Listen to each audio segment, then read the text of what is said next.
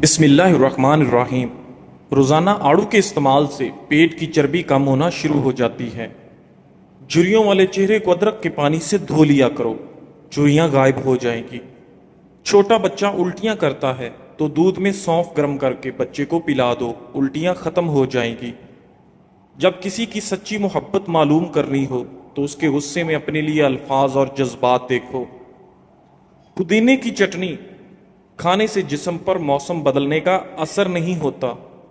اپنی اولاد کے لیے سہولیات زندگی سے زیادہ ان کی تربیت کی فکر کریں۔ پرندے اپنے بچوں کو پرواز سکھاتے ہیں، گھونسلے بنا کر نہیں دیتے۔ پانی زیادہ پیا کرو، انشاءاللہ آپ کے گردے خراب نہیں ہوں گے۔ ناظرین، زیادہ نہانے سے فالج کی بیماری سے محفوظ رہو گے۔ پیشاب میں جلن کا مسئلہ ہو تو ایک کھیرا دہی کے ساتھ کھائیں، پیشاب کی جلن دور ہو جائے گی۔ جب انسان اپنی زندگی میں مایوس ہو تو اسے کامیابی بھی ناکامی نظر آتی ہے۔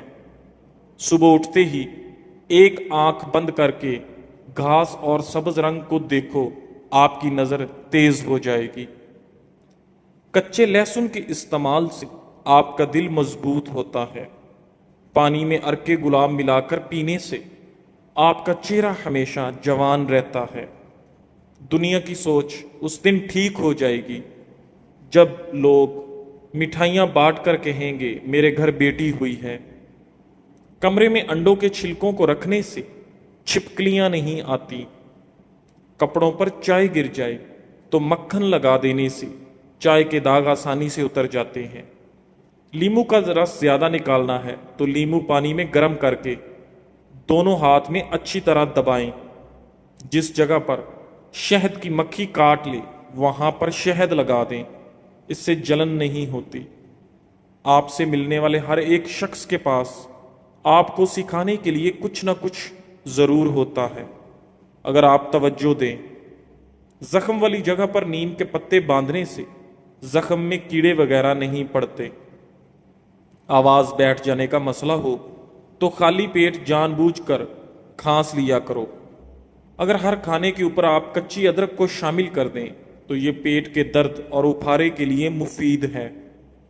جو انسان معدے کی تکلیف سے بچنا چاہتا ہے اسے چاہیے کہ کھانے کے درمیان کوئی بھی مشروب نہ پیے۔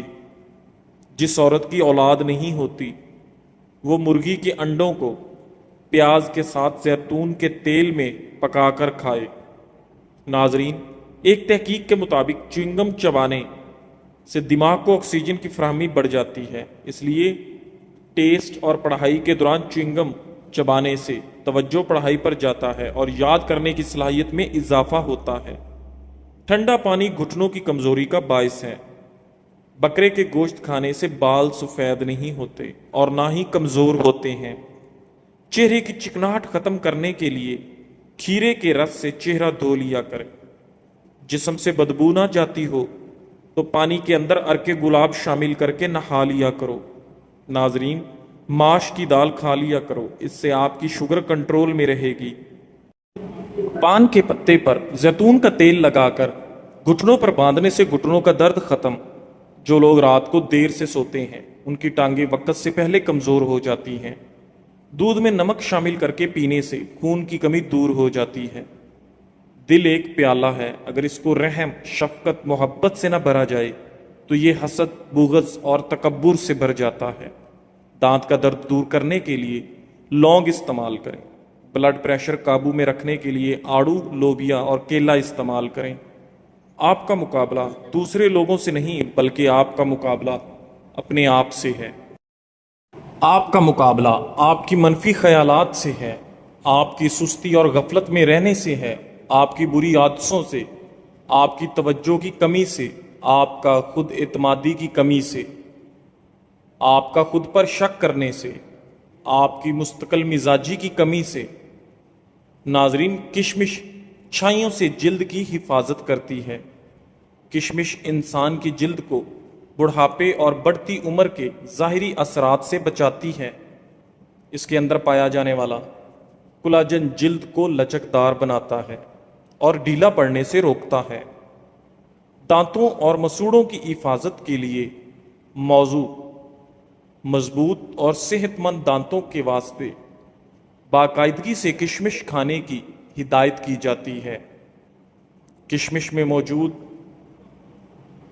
ناصیر شدہ چکنائیوں کا مایع پلاک بننے اور دانتوں کو کمزور ہونے سے روکتا ہے۔ ہاضمہ کے نظام میں بہتری کشمش فائبر سے مالا مال ہوتی ہے اور روزانہ اس کو بھگو کر استعمال کرنے سے قبض سے نجات ملتی ہے۔ اس کے ساتھ ساتھ ہاضمہ کے دیگر مسائل میں بھی کمی آتی ہے۔ سانس کی بو ختم کرتی ہے۔ کشمش میں وافر مقدار میں جراثیم کش خصوصیات پائی جاتی ہیں جس سے سانس کی بدبو ختم کرنے میں مدد ملتی ہے اور ہر وقت تازہ اور خوشگوار سانس کا احساس رہتا ہے۔ کشمش اینٹی آکسیڈنٹس اور الیکٹرولائٹ سے بھی بھرپور ہوتا ہے اور دوسرے خشک میوہ جات کے مقابلے میں اس میں اینٹی آکسیڈنٹس کی مقدار بھی زیادہ ہوتی ہے۔ البتہ اس کا ضرورت سے زیادہ استعمال مفید ہونے کی بجائے نقصان دہ ثابت ہو سکتا ہے، اس لیے اس بات کو مد نظر رکھنا چاہیے کہ اس کو مناسب مقدار میں استعمال کیا جائے۔ کھوپرے کا تیل ایک قدرتی موئسچرائزر ہے۔ 2014 میں کی گئی ایک تحقیق سے معلوم ہوا کہ ناریل کا تیل عین پیٹرولیم جیلی کی طرح مؤثر ہے اور کچھ ہی عرصے میں چکنائیوں کو بڑھا کر جلد کو نرم و ملائم بناتا ہے۔ ایک تحقیق کے مطابق اس تیل میں سیر شدہ چکنائیاں ہوتی ہیں جو جلد کے خشک حصوں میں سما کر اسے ہموار اور ملائم کرتی ہیں۔ رات کو جلدی سونے اور صبح جلدی اٹھنے کی عادت بنائیں۔ ناظرین، ایسے افراد جو رات کو کام کاج کرنے پر مجبور ہیں انہیں چاہیے کہ وہ دن کے وقت مسلسل 6 سے 8 گھنٹے سو کر اپنی نیند پوری کر لیں۔ کھانا دن میں 2 بار کھانے کی عادت بنائیں۔ تھوڑے تھوڑے وقفوں سے کھانا معدے کی خرابی کا باعث بنتا ہے۔ ناظرین، تیز مسالہ جات، تلی اور بھنی ہوئی غذاؤں کے استعمال سے بھی اعتراض برتا جائے۔ کبھی کبھار استعمال میں حرج نہیں۔ سبزیاں، دودھ، دہی، پھل، گوشت، دالیں اور اناج کو حد اعتدال میں رہ کر استعمال کریں۔ کچی سبزیاں یا پھر سبزیوں کو ابال کر کھانے سے بھرپور غذائیت حاصل ہوتی ہے۔ اس طرح پھلوں کو چھلکے سمیت دھو کر استعمال کریں۔ چکنائی کی مخصوص مقدار جسم کے لیے ضروری ہے۔ چکنائی کو مکمل طور پر ترک کر دینا اچھا نہیں ہوتا، لہٰذا چکنائیوں میں دیسی گھی بہترین غذا ہے، لیکن دھیان رہے کہ یہ سیر شدہ چکنائی ہے، اس کی زیادتی مضرت رسا ہو سکتی ہے۔ ناظرین، تاہم گھی کی نسبت مکھن کا استعمال قدرے مفید ہوتا ہے۔ سفید چینی کی جگہ شکر سرخ کئی گنا فوائد کی حامل ہوتی ہے۔ ماہرین کی ایک جماعت تو سفید کھانڈ کو سفید زہر سے تعبیر کرتی ہے، لہٰذا جس قدر ممکن ہو سکے اس سے بچا جائے۔ فریز شدہ غذاؤں میں بھی منفی اثرات پیدا ہونے کا احتمال ہوتا ہے۔ ممکنہ حد تک فریز کی ہوئی اشیاء کے استعمال سے بھی پرہیز کیا جانا چاہیے۔ اسی طرح یک ٹھنڈا پانی، ٹھنڈے مشروبات پینے کا رجحان بھی غیر صحت مندانہ اقدام ہے۔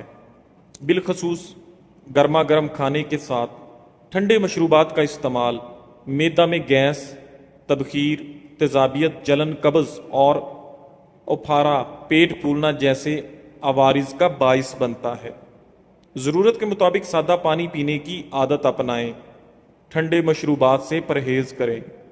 رات کو کھانا کھانے کے فوراً بعد سونے کی روش بھی بے شمار امراض پیدا کرنے کا باعث بنتی ہے۔ رات کا کھانا عشاء کی نماز سے قبل ہی کھا لیا جائے اور نماز پڑھنے کے بعد سویا جائے۔ ذہنی دباؤ اور اعصابی تناؤ سے بھی بچنا چاہیے۔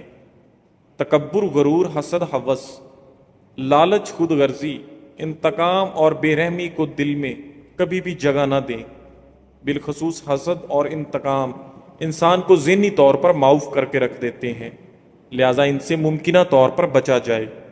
ناظرین، کیا آپ جانتے ہیں کہ ہم غذاؤں کے انتخاب میں احتیاط کر کے روزمرہ معمولات میں اعتدال اپنا کر، اپنے طور و اطوار میں تبدیلی لا کر اور فطری طرز زندگی اختیار کر کے 80% تک امراض کے حملوں اور خطرات سے محفوظ رہ سکتے ہیں؟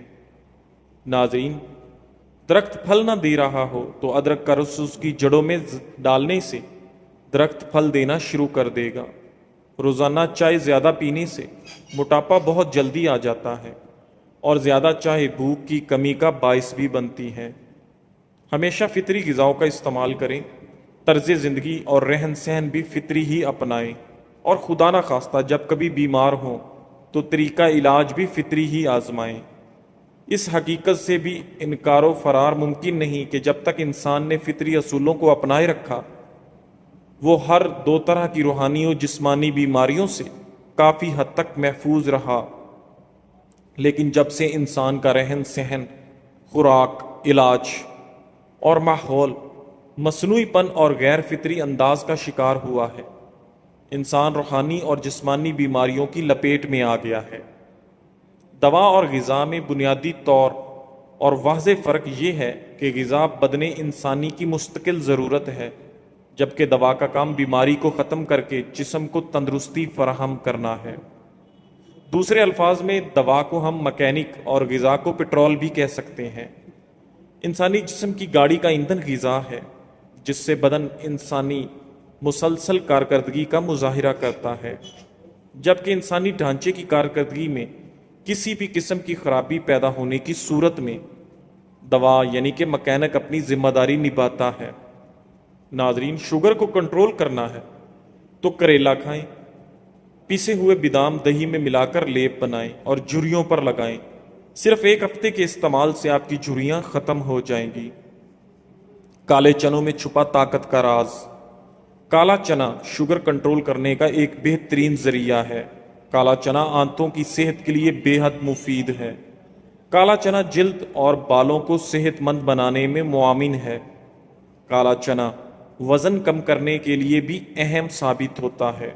ناظرین، کالے چنوں کی یخنی بنا کر پئیں اور 70 سال کی عمر میں صحت مند طاقتور رہیں۔